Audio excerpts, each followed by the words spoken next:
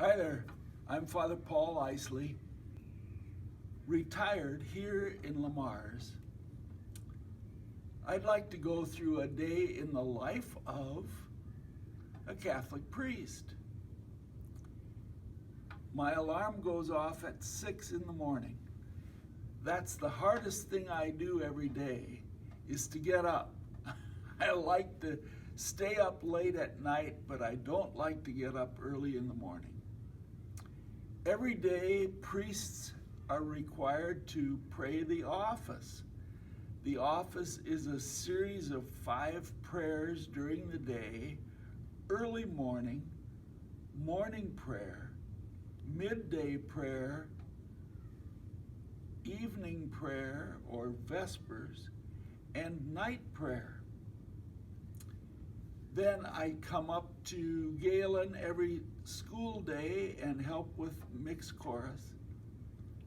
I have Mass at noon, and then either get something from one of the fast foods places and take it home for lunch, or cook something for myself.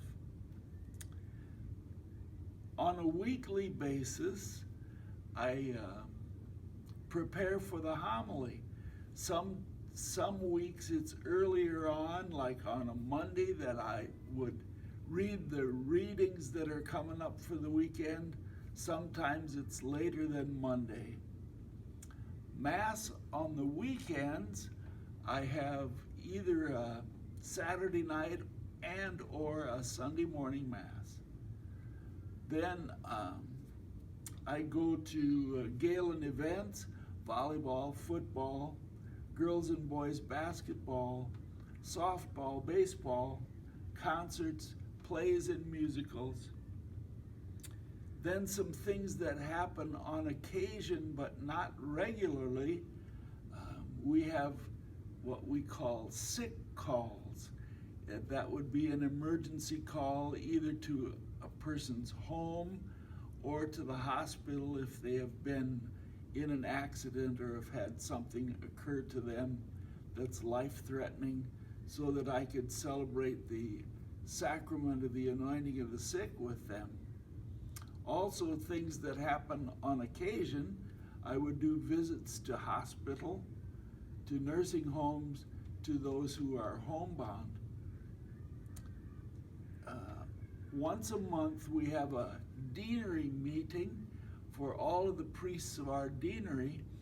We get together for a holy hour and then have a meeting and a meal.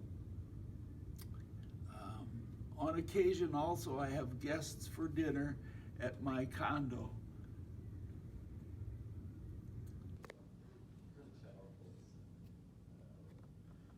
Well, every day you have certain anchor points as a priest throughout the day. You kind of have the same beginnings in terms of getting up in the morning and having time for prayer, to be able to spend time with God, and of course, celebration of the daily Mass. And these are places that really ground us in the rest of our ministry. But, every day is oftentimes very different. We have a lot of scheduling that we do. We schedule meetings and we schedule times, but quite frankly, things change very often. And that's, I think, sometimes even a source of our joy, the unpredictability of what the day might bring. Because you never can be sure when someone will give you a phone call or walk in through your door who may be in need of something. Or perhaps just simply want to share a joy that they have. It really is part of the wonder of being part of Christ's ministry in such an intimate way. One of the things that I love about being a priest is that I meet people who are complete strangers, and yet people who come to me because of who I represent, because of the faith that Christ has instilled in them, that when they see a priest, they say, I can trust this man. I can go to him for the spiritual need that I have, for the counsel.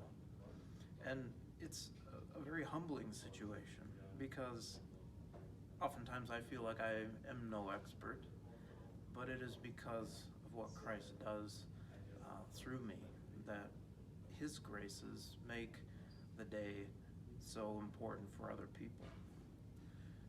You know, so very often it's going about and going to spend time with people, just as Jesus did in His ministry. He very rarely spent much time in a single place. And I certainly don't either.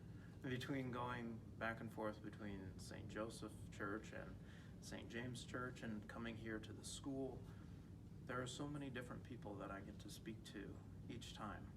And every day is different, even when I see the same people. There are new things to talk about, new things to pray for. You know, one of the things that I love is the variety. You know, celebrating Mass over at St. Joseph for a regular daily Mass is very different than when I get to celebrate a school Mass. And it's a wonderful thing to have all of the young people together in the school. And it gives me energy. It gives me a new perspective on what it is to be a minister of God to the people of the community of the school. And of course, there are those times when there are people who aren't able to come here, but I must go out to them, going to people and visiting them in their homes or when they are in the hospital. And those are times of great ministry as well. Times when I can meet with them and simply listen to them. So often when people might not have someone who can come to visit them, but to be a companion with them in their time of need as well. But it's also a great thing that I get to spend time with great joy with many people as well, preparing couples to be married and going to be with them at the baptism of their child, to be the one who brings a new life into the church through baptism, and especially of the sacrament of reconciliation, to be that conduit where people can return to God and to be washed clean, to be renewed, and to be able to start their life of faith all over again. It is such a beautiful thing that we have access to, that Christ provides for us. So it's an amazing thing to be so closely involved in the work that God is doing in the world, because He is very active in our world, in a world that so often needs to hear the message that God is with us. So, thank you very much.